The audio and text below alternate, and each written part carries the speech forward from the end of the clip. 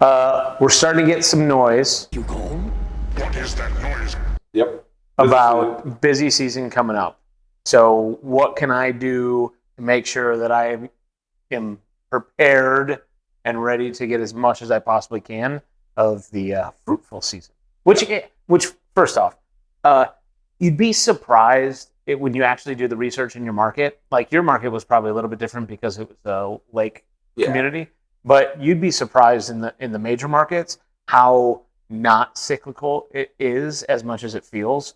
So we did it in Dallas one year, and the highest month, like off of the average, was like 112% the average, and then the worst month was like 89%. So the highest was 12, the lowest was 11% off of the average. Yeah.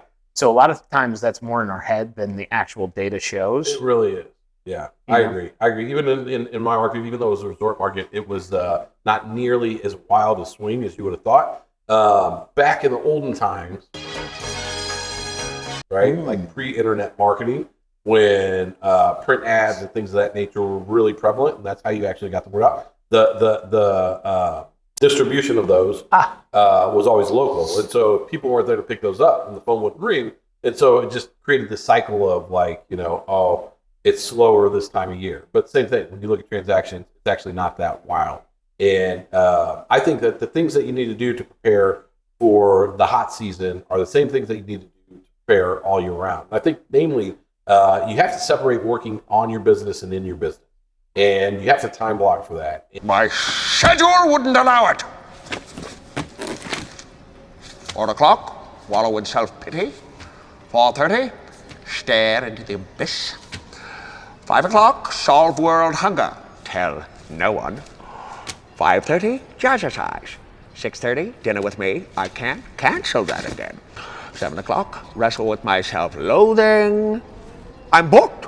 And if you're not doing that, then you're just going to continue into this cycle of creating things and thinking that you're reinventing your day when you're really just doing the same thing over and over, just not being aware of it. And working on your business is the most important thing. And if you look at people who are tenured, people who have time in business, not just real estate, what they tend to do is they have systems in place. They have a consistency in their deliverable, right? Like when I was a young man, we had a restaurant, and my dad went to this convention, and when he came back, it was a pizza place. It was an Italian pizzeria, right? Like Take your pick. sports bar, and we would just make the pizza. We'd throw the stuff on there. When we came back, he was like, "Okay, we're gonna have to measure this cheese now. We're gonna have to measure, the amount of pepperoni we put on. We're gonna have to." I'm like, "Why are we doing this? Take so much time." He said, "Well, what I learned from that convention was that people like consistency, and it's just the truth, right? Yeah. People prefer to have consistency, and especially in their experiences. And so, real estate in general is an experience-based business, right? Yep. Customer experience is a lot of what you're delivering.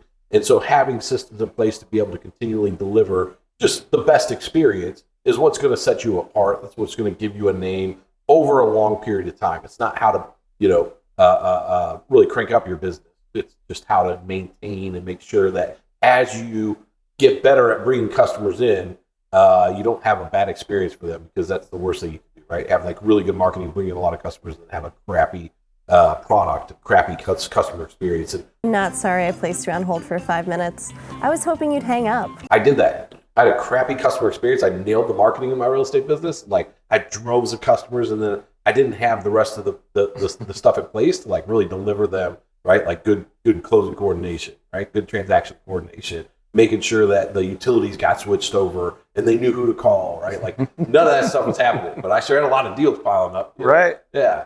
And when I figured that out, I'm like, okay, this is not going well for them. And if I continue this, then it's probably not going to be good for me. So I should need to go and backfill. And that's why that time blocking. I met a guy a long time ago when I was really young in the business. He was a pilot, and he would get up at like 5 in the morning and work on his business like 7, and then go work in the business the rest of the day. And I was like, I'm never doing that. I'm not wired to get up at 5 in the morning. But some people are. Yeah. Yeah. And it's interesting. You talked about it a little bit in like just creating the consistency of the process. And I kind of was joking, kind of not, about if I wanted to take advantage of the busy season, how do I do that?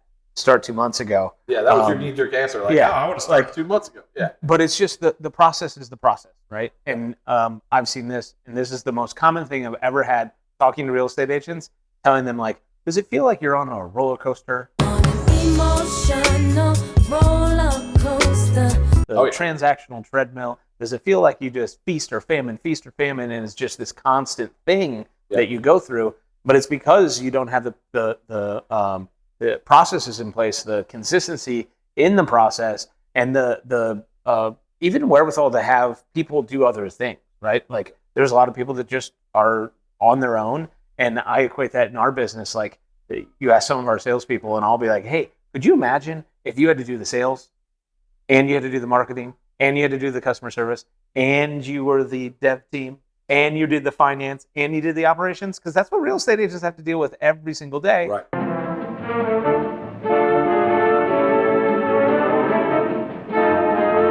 Right? Obviously, the business is the same size, but still at any scale, that's exhausting. 100%. And to touch on your other part of what you just said about your process, Oh, yeah. there are so many people that flip-flop that, and I would much rather figure out how to solve for the customer experience after you have so many clients that you don't know what to deal with, right? 100%. You can solve it with real resources. Yep. That's not just you. I've seen so many people try to nail that down and like do it in the most like having to get as resourceful as possible because the resources are scarce because they have no clients and they have no revenue coming in, and they're like, but I want to make sure that I can make everybody love me as much and refer me all the people, right? Oh, yeah. Which is okay, but if you're focusing on that, that's causing you to slow down the entire like growth of your business. Yeah. Like you're focusing on the wrong thing in the wrong order. It's majoring in minors. And a lot of people, what they'll do is they'll do that. And when I see that occur, like I'll see people start a business and the first thing they do is go buy some swag, right? Like they got t-shirts and pens with the name of their business. I'm like, what in the hell are you doing, right? Like that's not going to make you any money. No. It just makes you feel good. And so I see a lot of times people like spend a lot of time on a business plan. They'll spend a lot of time, spit polishing the shop, but I think really that's fear. That's fear, and they know that they need to do something, and that fear is manifesting in all this little busy work that's not actually going to make them any damn money. And the only place to start is on customer acquisition, period. If you don't have that nailed down, the rest of it doesn't matter. What happened with me was I was closing a deal for a big guy in town, and he owned a rather large business. He owned a bunch of title companies. And I'm sure I've told you this story, but I'm going through trying to look for a document, and my file is just sloppy as hell. And I see his face, and he looks over at the closer, who was a friend of mine, and he's like, "Oh," and it was like embarrassment for me. I was like, "Oh God, I gotta figure this part out too." Right. And the best part about that is you can out, right? Nowadays, there's so many companies that you can go flat fee, transaction coordination. Yeah, there wasn't that when I was doing it, but I would totally leverage that first. Yeah.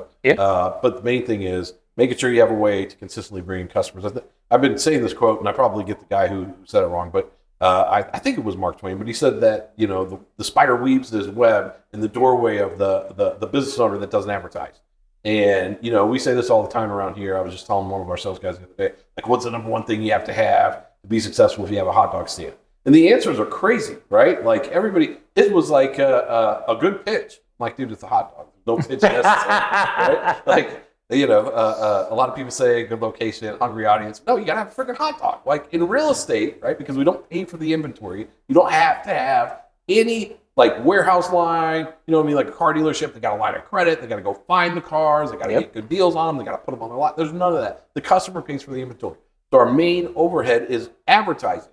And most agents are like, oh no, I'm in the business of selling real estate. No, you're not. You're in the business of advertising homes, advertising your services, advertising yourself, right? That's it, right? Period. Yeah. So the number one thing you have to be successful in real estate is effective advertising that attracts business consistently, that you can like literally set a clock to, right? And so that's step one. Yes. And step two is having the sales skills to be able to take that advertising and turn it into commission dollars that actually you can take to the bank. Yeah, and that's a part that's often overlooked.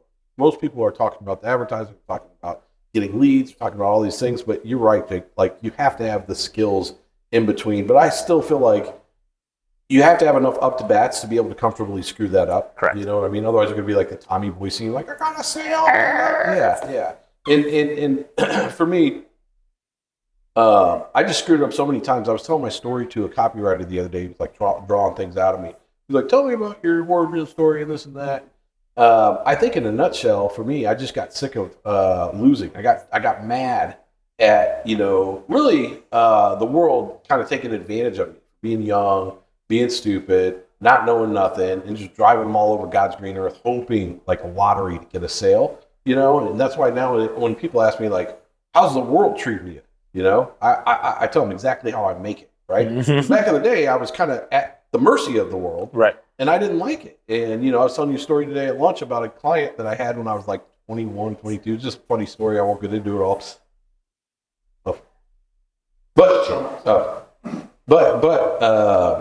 That's freaking.